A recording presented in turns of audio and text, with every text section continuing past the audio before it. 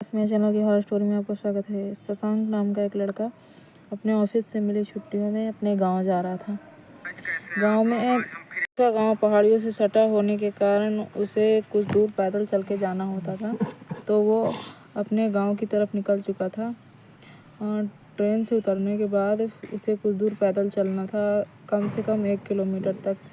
वो जंगलों में होकर जा रहा था क्योंकि वहाँ से एक शॉर्टकट था। रात हो जाने के कारण वहाँ बहुत ही ज़्यादा अंधेरा हो चुका था और अंधेरे में माहौल बहुत ज़्यादा डरावना लग रहा था। वहाँ पे वो कुछ ज़्यादा ही माहौल सुनसान था। वो लड़का किसी तरह हिम्मत करके आगे बढ़ रहा था। अगल बगल भी बहुत सारे जानवरों की आवाज़ें आ रही थी, पर वो धीरे धीरे आगे बढ़ता चला जा रहा था। सड़कें भी काफ़ी सुनसान थी, जिसे देखकर किसी के भी रोंगटे खड़े हो जाएं। बाद गांव आने के कारण गांव में काफ़ी कुछ बदल चुका था, लेकिन वो वीराना रास्ता पे अभी भी बहुत ज़्यादा वीरान लग रहा था।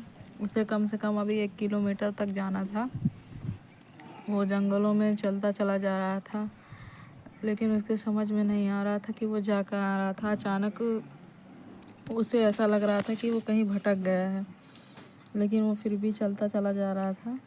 पहले तो उसे पता था, लेकिन उस दिन पता नहीं जंगल में सभी रास्ते एक जैसे लग रहे थे। वो धीरे धीरे आगे बढ़ता चला जा रहा है और अगल बगल से जानवरों की और रोने की आवाज़ें भी तेज़ हो रही थी और रास्ता और भी घना होता जा रहा था। पूरे रास्ते में अंधेरा छा चुका था। आगे बढ़ते बढ़ते अचानक उसे किसी के रोने की आवाज़ आने लगी। पहले उसे समझ में नहीं आया कि इतनी रात को यहाँ पे जंगलों में कौन रो रहा है। फिर वो उस दिशा में गया,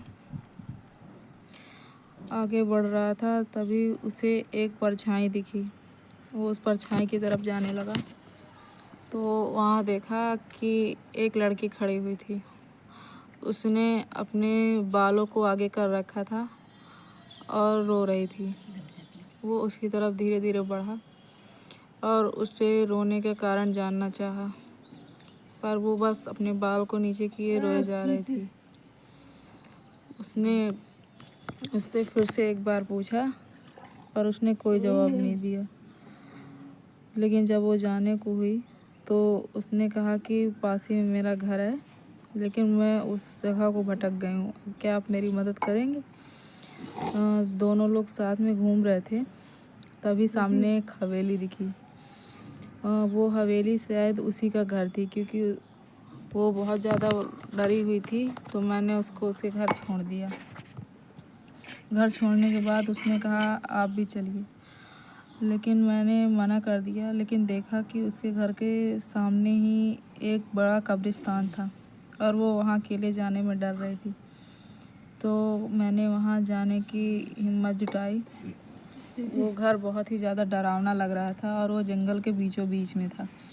वहाँ बहुत ही ज़्यादा अंधेरा छाया हुआ था चारों तरफ और बहुत ही डरावनी आवाज़ें आ रही थी। फिर मैं आगे बढ़ा और कब्रिस्तान को पार करते हुए उस घर के पास गया। वो लड़की भी मेरे साथ ही चल रही थी। उसने काले कपड़े पहन रखे थे और मेरी तरफ देख रही थी। मैंने ध्यान नहीं दिया और उससे पूछा कि आप यहाँ जंगल में क्या कर रही थी, तो उसने कुछ नहीं बताया, बस देख रही थी। मैंने दोबारा पूछा तो उसने बताया कि वो अपनी फैमिली के साथ यहाँ रहती है जंगलों में, क्योंकि उसके फैमिली के ऊपर बहुत ज़्यादा कर्ज था, तो उसके पिताजी यहाँ पे आ गए थे। घर पहुँचने के बाद सिर नीचे करके अजीब नज़रों से घूर रही थी। उसे देखकर मेरे अंदर अजीब सा डर सहम गया।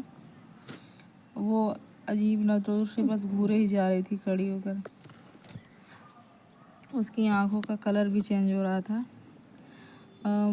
मैंने सोचा कि अब मुझे यहाँ से जाना चाहिए, तो मैंने उसे जाने के लिए कहा और उसने एक खूंखार नज़रों से देखा। उसकी आंखें पूरी काली हो चुकी थी, होंठ भी काले हो चुके थे, बाल बिखरे हो गए थे। मैं वहाँ से निकलने के लिए तुरंत तैयार हुआ। मैं निकलने लगा तो उसने बोला कि चुपचाप यहीं पे खड़े रहो वरना जान से मार दूँगी। पर मैं निकलने लगा। मैंने वहाँ से निकलने का तय किया और मैं निकलने लगा। वो बस मुझे ही घूरे जा रही थी। उसकी आंखें और भी ज़्यादा भयानक हो चुकी थी। उसकी गर्दन कटी हुई थी। उसके सिर से बहुत ज़्यादा खून बह रहा था और वो एक खौफनाक हंसी से हंस रही थी।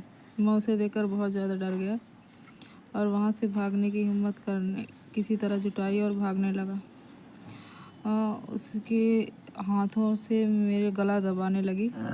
मैंने किसी तरह गला न छुटाया और वहाँ भागने की हिम्मत जुटाई, पर मैं वहाँ से भाग नहीं पा रहा था क्योंकि दरवाज़ा बाहर से बंद हो चुका था।